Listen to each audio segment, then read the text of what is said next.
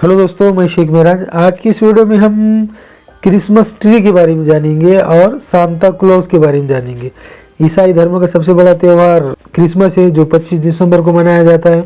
अब क्रिसमस क्यों मनाया जाता है, हमने ये तो देखा कि इसी दिन ईसा मसीह का जन्म हुआ, ईसा अलैहिस्सलाम का जन्म हुआ, इसीलिए उनके जन्मदिन के रूप में क्रिसमस त्यौहार मनाया जाता है। आज की वीडियो में हम सांता क्लॉज के बारे में जानेंगे कि आखिर ये सांता क्लॉज क्या है, जो 25 दिसंबर के दिन आकर लोगों को गिफ्ट देता है। ऐसी एक मान्यता है ईसाई धर्म में ये।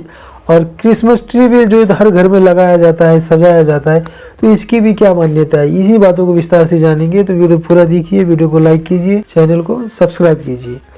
तो ईसाई धर्म का सबसे बड़ा त्यौहार क्रिसमस है। ये त्यौहार जो है तो खुशियों का है। घर में रोशनी की जाती है, घर को सजाया जाता है। और उसी तरह से एक पेड़ है जिसको क्रिसमस ट्री कहा जाता है, जिसको फर का पेड़ भी कहा जाता है या फिर सनोवर का पेड़।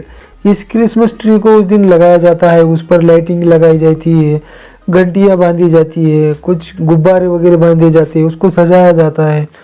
उसी के साथ उस पर कुछ घंटियां भी बांधी जाती है। और ऐसा कहा जाता है कि ये पेड़ नेगेटिविटी को दूर करता है और घर में जो है तो बरकत लाता है, अच्छी बातें घर पे लाता है, घर से बुरी बातों को निकाल देता है। यानी उस धर्म में पेड़ को शुभ माना जाता है। और इसका साइंटिफिक कारण भी है, जैसे ये पेड़ ज्यादा ऑक्सीजन देता है, ज्यादा कार्बन डाइऑक्साइड को सोखता है। और इसी के साथ साथ जो बर्फ में जो लोग रहते हैं या ज्यादा ठंडे प्रदेश में जो लोग रहते हैं, उस प्रदेश में ये पेड़ जो है तो कुछ हद तक टेम्परेचर को कम भी करता है। तो इसीलिए इस पेड़ का ज्यादा महत्व जो है तो इस धर्म में है। अब हम बात करेंगे सांता क्लॉज की। आखिर सांता क्लॉज कौन है? तो सांता क्लॉज यानी एक संत थे ईसाई धर्म के, का नाम था संत निकोलस। और इन संत निकोलस को ही सांता क्लॉज कहा जाता है। इन सांता क्लॉज को ही फादर ऑफ क्रिसमस कहा जाता है। क्लॉज यानी संत निकोलस। ये इनको बच्चों से बहुत प्यार था, बच्चों से बहुत प्रेम करते, गरीबों पर दया दिखाते, गरीबों की मदद करते, जरूरतमंदों को मदद करते, तोहफे देते। इनका स्वभाव ऐसा था। और उसके बाद भी फिर ये धारणा बैठ गई कि सांता क्लॉज यानी संत निकोलस ये उत्तरी ध्रुव में रहते हैं, यानी जब वो बर्फीला एरिया है, उस बर्फीले एरिया में ये रहते हैं, जैसे रशिया, स्वीडन, नॉर्वे, इस इलाके में ये रहते हैं। और क्रिसमस की अगली रात या क्रिसमस की रात ये हर ज़रूरतमंद व्यक्ति के घर पर जाकर उसको मदद करते हैं, तोहफा देते हैं, बच्चों को गिफ्ट देते हैं। और वे सिलेज पर ये आते हैं। अभी भी ऐसी धारणा है।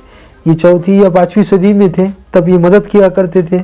और अभी भी ईसाई धर्म में ऐसा विश्वास है कि ये संत निकोलस को ही सांता क्लॉज कहा जाता है। ये अभी भी आते हैं और तोहफे देते हैं। और ये सांता क्लॉज की एक कहानी बताई जाती है। किसी गांव में एक व्यक्ति था, उसकी 3 बेटियां थी और तीनों बेटी के लिए शादी करने के पास या उसके खर्चे के लिए उस व्यक्ति के पास पैसे नहीं थे। तो सांता क्लॉज ने रात में आकर, यानी 25 दिसंबर क्रिसमस की रात में आकर, मोजे के अंदर सोने के सिक्के भरे थे। मोजा यानी जिसको हम सॉक्स कहते, सॉक्स के अंदर जो है तो कुछ सोने के सिक्के भरे और उस व्यक्ति के घर के बाहर जो पेड़ था, उस पेड़ पर लटका कर वो चले गए। बाद में उस व्यक्ति ने जो है तो उस देखा तो सॉक्स में सोने के सिक्के थे और उसकी सभी ज़रूरतें पूरी हो गई, बच्चों की शादियाँ हो गई। तो ईसाई धर्म में क्रिसमस के दिन क्रिसमस ट्री पर या अपने घर में मोजे को लटकाने का भी एक रिवाज है। तो वो इसी कारण जो है तो ये रिवाज है कि मोजे को घर में लटकाया जाता है। ऐसा मानना है कि सांता क्लॉज सभी गिफ्ट, सभी तोहफे जो है तो मोजे में लाते हैं और मोजे में डालकर चले जाते हैं। तो सभी ईसाई धर्म के लोग अपने घर के बाहर मोजे को लटका कर रखते हैं।